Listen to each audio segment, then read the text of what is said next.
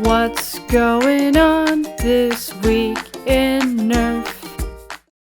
Welcome to This Week in Nerf, your source for first-party, third-party, and community Nerf news. I'm Adriana, and today we have a lot of community-based stuff, which is awesome. But first, Hasbro. In what seems like a never-ending saga of fails by Hasbro, user RedHog on Reddit posted that the gold paint on his Ultra 2 has been cracking and flaking off. And many users in the comments have stated that they're having the same problem. And we decided to check our Ultra 2, and it does have the exact same issue.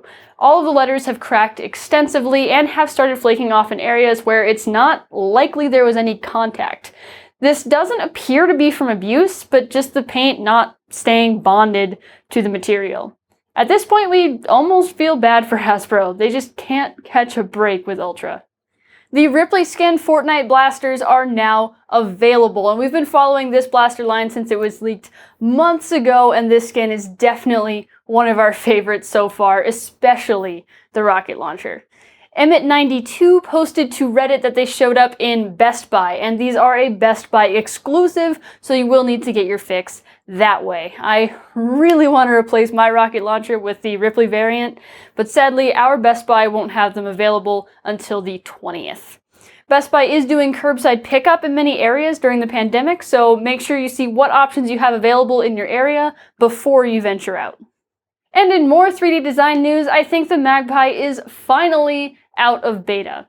This is a double-action half-dart revolver from Mr. Heath Pants. It uses a Flywheel the World micro wheel system and gets similar performance to other blasters that are using that same system, around high 90s, low 100s. But what's cool about this blaster is the dropout cylinders with 6-round capacity. So you could reload the cylinder inside the blaster, or you could tip it and drop the cylinder out entirely and replace it with a preloaded one. It's got a dual-stage trigger, so a half pull will rev and a full pull will fire the dart. And while you full pull it, the hammer will click back and forth as well, and that's just so cool, and I bet it feels really good to shoot. There are a lot of options for the barrel length, which is good because length is bad for flywheel performance, but it looks dang cool. So you can choose what's best for you. Performance over looking awesome.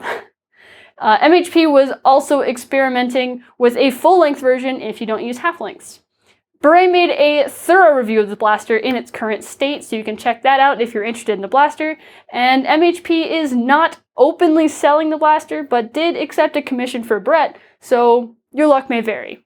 The files are available on Thingiverse though, and the links to that are in the description. The files for the HummingBird are now available. For those that don't remember, the HummingBird is a solenoid-powered flywheeler that uses Daybreak flywheels and Kraken motors. It uses an AR-15 grip in stock, so it's super comfortable and allows lots of options for the user. There's Picatinny rails on the top and on the side, so you can be super tactical with it, and it was selling on Anzuligi's for $350.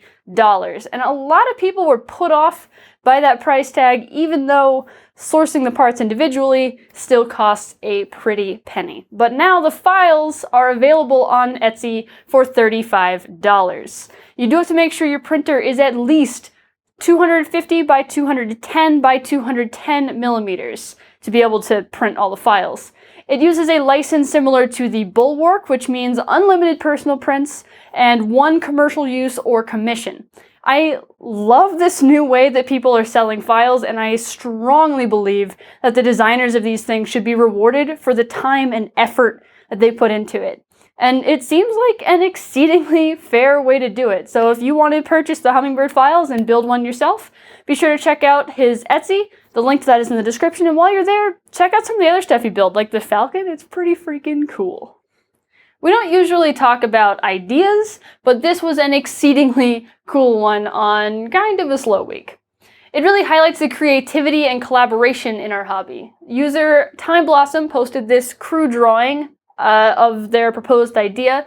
It's a really interesting concept, similar to the Stratobow, except it would use 2 plungers instead of just 1. And then Naroda responded with a design in under 24 hours that looks really close to complete. It would use what I assume is a mix of 3D printed parts and wood.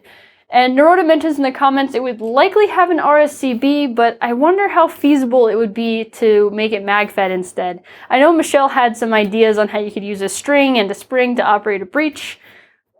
Either way, I like using bows in the field, and this would be one heck of an upgrade. So I'm very much looking forward to seeing more on this project.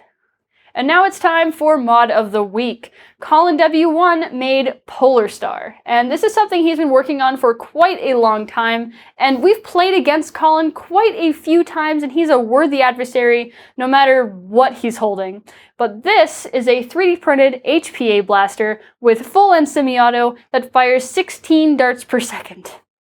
It uses a combination of electronics and high-pressure air to fire and to cycle, and the adjustable pressure means that he can adjust the velocity to fit whatever game he wants to bring it to. It uses some 3D printed parts for the engine, but he says these parts are not pressure holding, so it's probably safe. He's not quite done tuning it. It does get a lot of variance in velocity from shot to shot, but 30 FPS spread isn't too bad when you're firing 16 darts per second. The bolt is retracted when it's not firing, so you can do some sweet mag flips and mag drops. It takes AR-15 furniture for the stock and the grip, so he can customize the ergonomics however he wants, and it's covered in Picatinny from front to back, so any optics or sight setups, he can do it. And this thing can mag dump like crazy. Just look at this clip. It's a pretty awesome blaster. Thank you for sharing it. And that is all the news for this week. Thank you so much for watching. As usual, the links to all of the stories that I talked about are in the description. So if you want to buy things, participate in the discussion, download files, that is where you go to do that. There's also a subscribe and a like button, which is good for me. Yay! I'll see you again next week, Monday, 9 a.m. Pacific, right here, where I am, where you are. Come back. Thanks, guys. Bye.